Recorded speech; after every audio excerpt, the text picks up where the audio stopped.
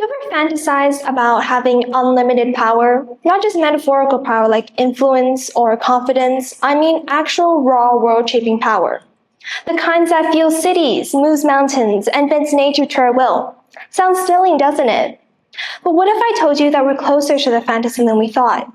And it's not turning out quite the way we expected. Unlimited power has always been humanity's ultimate dream.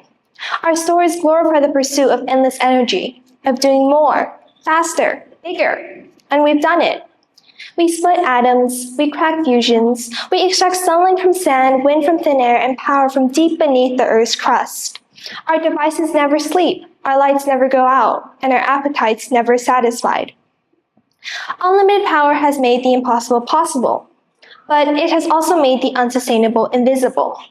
This brings us to a bigger problem that I'd like to discuss today: overconsumption.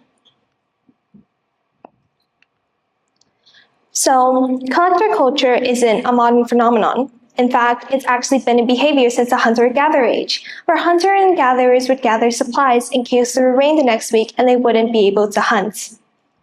We as humans have a natural urge to collect things. It's not just the act of purchasing new items and neatly arranging them on our shelves, but it's the humanity that's behind and represents each object. Take, for example, someone might like to collect handmade pottery. You might like doing this because knowing that a person made those marks, knowing that someone put effort into creating it, it makes the object personal. In collecting, we hold on to and cherish these items instead of throwing it away and moving on to the next new thing. However, when you begin to buy something in every single color, it begins to filter into overconsumption. No one needs a Stanley cup in every single color when you only need one for it to serve its purpose, or racks of bags and shoes when there's no possible chance you'll be to wear them all, or cabinets filled to the brim with makeup when they'll all expire before you'll be to use it all. That's where the problem lies. With the evolution of the internet comes the evolution of ads. In 2024, the average person is estimated to see as many as 6,000 to 10,000 ads every single day. We encounter ads everywhere, on TV, social media, magazines, and now even streaming services sometimes. Oftentimes, it's not the one-off ads that have me inclined to buy something. It's seeing an ad for the product over and over again. Then I really start wondering that maybe, just maybe, this product would actually benefit me. Something that works hand in hand with ads are trends. Trends evolve so quickly, and to keep up with the constantly evolving trends, we're forced to continuously buy new things. We're constantly being told to buy more, to want more, to have more, that what you have now is not enough. That maybe if you just bought this one product or service, your problems would be solved. So the recent popularity of the Sonic Angel, a little angel boy wearing different colored hats, has shown that collectibles have bloomed in popularity again. Now, these toys themselves don't really serve any purpose other than the ability to bring happiness, as their company states. But the Sonic Angel isn't new because it's only just gained popularity through social media.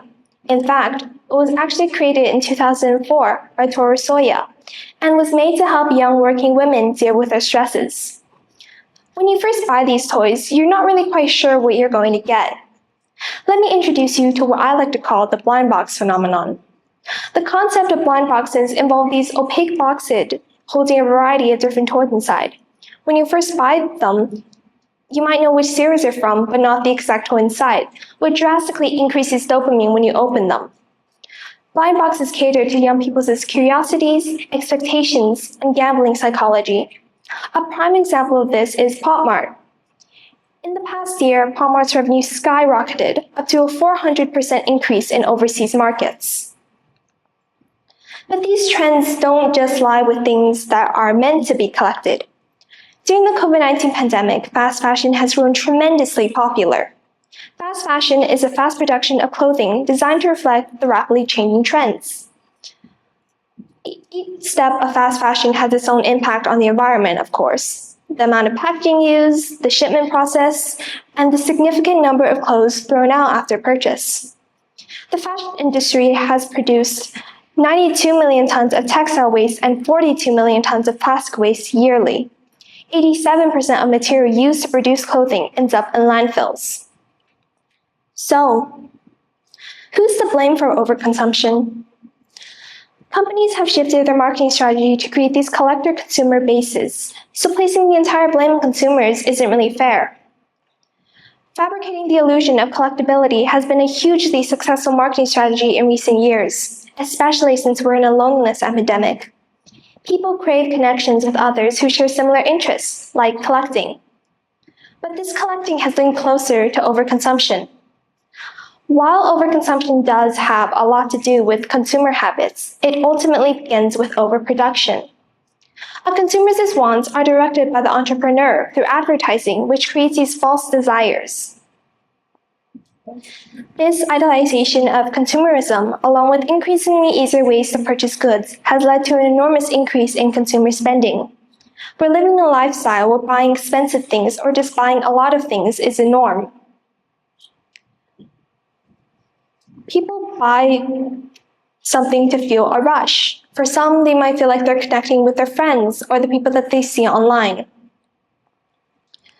Companies influence you to buy more things, which then in turn forces you to keep working to pay for these things. It's a constant cycle of working and buying and working and buying. Choosing to step away from overconsumption is how you escape this cycle. That concludes my TED Talk. Thank you.